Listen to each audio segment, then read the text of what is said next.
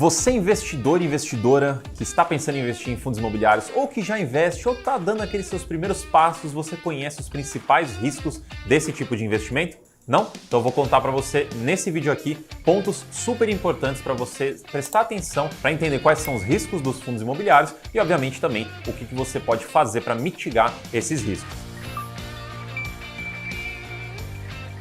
Eu separei 5 riscos aqui e mais um bônus também para vocês conseguirem escolher melhor os fundos imobiliários de vocês, montarem uma carteira mais balanceada em termos de riscos. Então a gente vai para o primeiro e que costuma ser o mais óbvio risco de fundo imobiliário, que eu agrupei em dois, na verdade, que é a vacância e a inadimplência. Então, naturalmente, quando você investe em imóveis, o principal risco é você não ter o aluguel, você não ter a renda. E um componente bastante importante é o inquilino.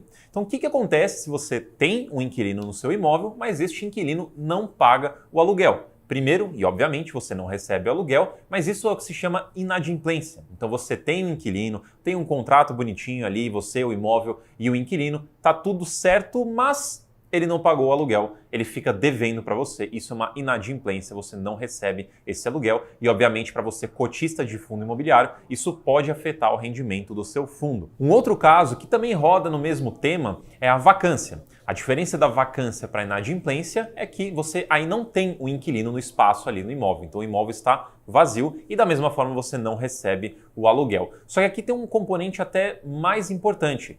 Não só um espaço vazio não gera renda para o cotista, como ele gera custo para o fundo. Então o imóvel está lá, ele ainda tem as contas para pagar, ele ainda tem o IPTU, por exemplo, os impostos para pagar. Então se não tem o inquilino pagando esses custos, o fundo vai ter que arcar. E se a vacância de um fundo é muito grande, então esses custos também são grandes, então você tem aí dois impactos negativos no rendimento do fundo. O primeiro de não ter o aluguel e o segundo de ter custos maiores que o fundo vai ter que arcar. Inclusive, você consegue ver alguns fundos passivos mais antigos aí que tiveram uma vacância mais prolongada e também mais expressiva, você consegue ver que a receita do mês dá uma receita negativa. Ou seja, na verdade está perdendo dinheiro, está tendo prejuízo por conta desses custos que vão comendo o patrimônio do fundo mês a mês. Então a vacância e a inadimplência são o primeiro risco e o mais comum ou mais importante aqui para a gente se ater. Risco número 2, oscilação de patrimônio. E quando eu falo oscilação de patrimônio, eu estou falando o seu patrimônio investido, que logo é a cotação do fundo, então conforme você investe e a cotação do fundo oscila, o seu patrimônio investido, consequentemente, oscila também.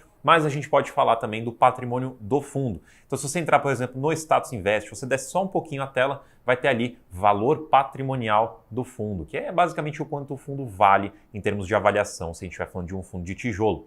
Esse seria o valor do fundo e ele pode oscilar também com o tempo. Então aqui tem um ponto importante, e acho que talvez até o mais importante, é a oscilação da cotação. Então muitos investidores não estão acostumados com bolsa de valores, não estão acostumados a verem seus patrimônios oscilarem no dia a dia, tanto para cima quanto para baixo. Isso pode fazer com que eles, sozinhos, acabem perdendo dinheiro. Então, quando você investe o seu dinheiro na bolsa, você está começando agora, seus primeiros passos, você ainda está conhecendo o ambiente, é muito comum o investidor ver o patrimônio cair 1% que seja e já começar a dar aquela sensação ruim, aquela sensação de, putz, estou perdendo dinheiro. Só que isso é algo normal na Bolsa de Valores. As coisas sobem, as coisas descem todos os dias. Então é algo que você precisa se acostumar. Oscilações normais, você não deveria se desesperar de forma alguma.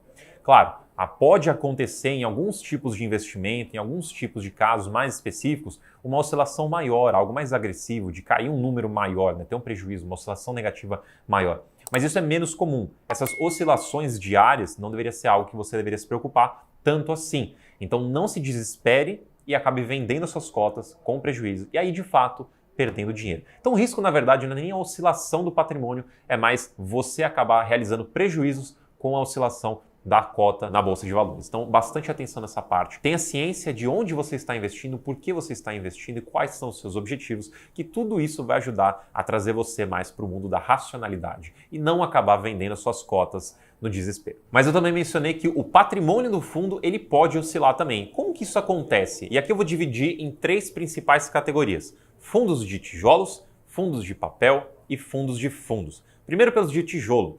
O fundo de tijolo ele é basicamente o valor de avaliação dos imóveis. Esse seria o valor patrimonial deste fundo.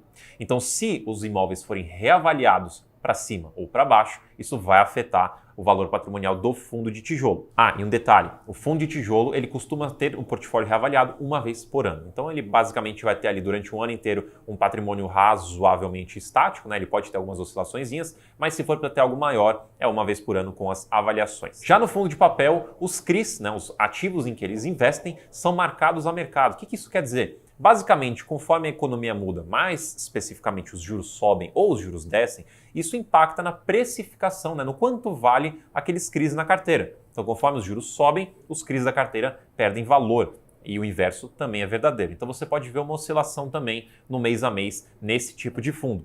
Já no fundo de fundos, o valor patrimonial dele é o valor de mercado dos fundos em que ele investe. Então, conforme a cotação dos fundos que ele investe mexem, tanto para cima quanto para baixo, isso vai afetar também o valor patrimonial do fundo de fundo. Então é importante você ter noção que isso acontece, porque isso pode ser um risco em alguns cenários mais específicos. Você não quer que o seu patrimônio, né, ou melhor, o patrimônio do seu fundo, ele acabe sendo desvalorizado permanentemente, de uma forma que realmente não tenha tantas chances de recuperação ou que seja muito difícil recuperar. Fundo de papel, fundos de fundos, ocasionalmente em alguns cenários, vão ter uma desvalorização no valor patrimonial. Isso faz parte de como eles funcionam, faz parte da dinâmica. Fundo de tijolo, em teoria, a gente gostaria de ver sempre reavaliações para cima, imóveis valorizando e imóveis bons, bem localizados, tem a tendência de valorizar. Então, nesse caso, seria interessante a gente sempre ver isso subindo, esse número subindo, já no de papel, já no de fundos, aí é mais uma dinâmica que faz parte deles, essa oscilação maior. Terceiro risco, a alavancagem. Então, a alavancagem é um tema bastante popular hoje em dia, basicamente é o fundo tomar dívidas para fazer novos investimentos e potencializar o resultado do fundo. Esse é o conceito, é uma tática, uma modalidade, uma ferramenta que o fundo tem muito importante que pode realmente gerar valor para o cotista, para o fundo, para os rendimentos, mas isso acaba trazendo um pouco mais de risco para o fundo, até porque são dívidas, né? Então ele vai ter que pagar isso em algum momento, isso traz um pouco mais de risco para o fundo. Então o que a alavancagem de fato traz de risco para o fundo? É basicamente o fundo pegando empréstimos e ele vai ter que pagar esse empréstimo eventualmente dependendo do cronograma da dívida. Essa dívida ela é corrigida por um índice. Por exemplo, a gente tem alguns fundos que têm a dívida corrigida pelo CDI, que está ligado à Selic. Selic que saiu de 2% para quase 14% em pouquíssimo tempo. Então, os fundos que tinham dívidas atreladas ao CDI, e lembrando, é CDI mais uma taxa, IPCA mais uma taxa. Então, os fundos que tinham CDI em suas dívidas, mais uma taxa, essa dívida foi ficando muito mais cara, porque antes o CDI mais 2, que seria 2 mais 2, dá 4%, hoje seria 2 mais 14 aproximadamente. Então, daria 16%. Então você vê o quanto caro ficou essa dívida e isso pode comprometer um pouco os planos do fundo. E se ele não tiver caixa para resolver isso, aí ele tem alguns caminhos que ele pode tentar. Uma nova emissão para captar recursos e pagar dívida, ele pode tentar vender um imóvel para conseguir recursos e pagar dívida, ou ele pode tentar renegociar a dívida. Aí é um caso a caso, a gente precisa ver o fundo exatamente como foi tudo construído para ver as opções. Mas basicamente, a alavancagem é dívida. Se ela foi muito bem estruturada, então muito mais tranquilidade nessa operação. Se ela não foi tão bem estruturada ou aconteceram imprevistos no meio do caminho, aí é um grande ponto de atenção, porque o gestor pode ter que se desdobrar para conseguir resolver esse ponto. Quarto ponto, quarto risco, concentração de portfólio. A gente sempre fala, principalmente para quem está começando, comece pelos fundos grandes, comece pelos fundos bem diversificados, tanto em imóvel, como em região, como em inquilino, como até talvez em estratégia. Por quê? Porque a concentração, e a gente tem alguns fundos que têm menos imóveis ou uma estratégia muito focada, apesar de ter vários ativos, são todos na mesma estratégia ou no mesmo foco, e isso traz um risco. Porque se você tem algo tão focado, tão concentrado, se der algum problema, vai ser um grande problema, porque você está bem concentrado no problema. Então procure por fundos mais diversificados. A concentração é um risco, não só de fundos imobiliários, mas também de outros tipos de investimento e, talvez, até mais importante, da sua carteira. Então você consegue, na sua carteira, fazer essa diversificação. Então, se você fosse comprar um único fundo que é concentrado, então não só o fundo é concentrado, mas você também ficou concentrado nesse fundo concentrado. Agora, se você compra 16 fundos, um deles é concentrado, até aí tudo bem, porque se ele der problema, você tem mais outros 15 e você diversificou bem, o impacto acaba sendo bem menor. Então você, investidor, consegue trabalhar para mitigar esse risco de concentração também. Mas de qualquer forma, dê preferência para os fundos já mais diversificados. Quinto ponto de risco de fundo imobiliário, o risco de crédito. E aqui eu quis separar um mais voltado para os fundos de papel, mas de uma certa forma a gente consegue colocar também isso no fundo de tijolo. O que é o risco de crédito? É o risco de você não receber, basicamente. Então você em um fundo de papel, investindo num fundo imobiliário que investe em CRIs, ele é um fundo imobiliário que investe em dívidas. Essas dívidas têm um devedor, ou vários devedores. E esses devedores vão pagando todo mês as parcelas dos empréstimos aí que eles fizeram. E você, na parte de cotista, vai recebendo esses juros no seu bolso. O que acontece se a economia piora? Se os juros sobem, se a inflação sobe, tudo isso dificulta lá para a ponta do devedor conseguir fazer os pagamentos. Então, se a economia piora e o devedor não consegue mais pagar, isso a gente pode chegar num cenário de default. A gente pode chegar num cenário onde não tem mais como pagar a dívida. A gente pode chegar num cenário de falência, de insolvência.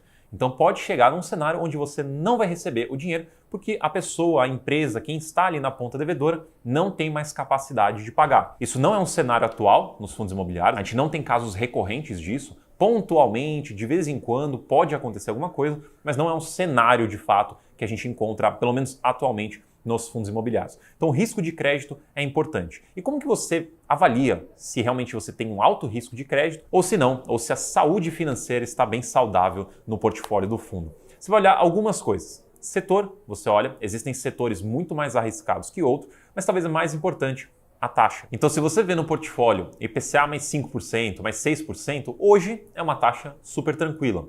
Mas você consegue encontrar também IPCA mais 12, IPCA mais 13, já teve vezes que eu já vi IPCA mais 20. Quando você vê um valor tão alto assim, pensa que tem alguém pagando esse valor, que está sendo corrigido por IPCA, ou seja, qualquer outro indexador, mais 20%, 15% que seja, e toda vez, todo mês a dívida vai sendo corrigida. E isso pesa no bolso do devedor. Então, quanto mais cara for a dívida, mais a chance de ter um problema de crédito. E se a ponta devedora ainda for uma empresa que não está tão bem das pernas, não tem uma saúde financeira tão boa, um risco de crédito baixo, então o risco de crédito para você pode acabar aumentando também. Então, boas empresas, grandes empresas que faturam muito bem, que têm lucro, bastante lucro, são empresas que têm um risco menor de crédito. Há outras empresas que vivem alavancadas, não estão gerando tanta receita ou tanto lucro como deveriam, essas já têm um risco maior de crédito. Isso pode refletir de alguma forma, em algum momento, em algum cenário para você cotista. Então, risco de crédito seria mais ou menos algo como a inadimplência que eu falei no começo. Só que o risco de crédito pode chegar num ponto que de fato você não vai receber. Aceita as perdas, você não vai receber.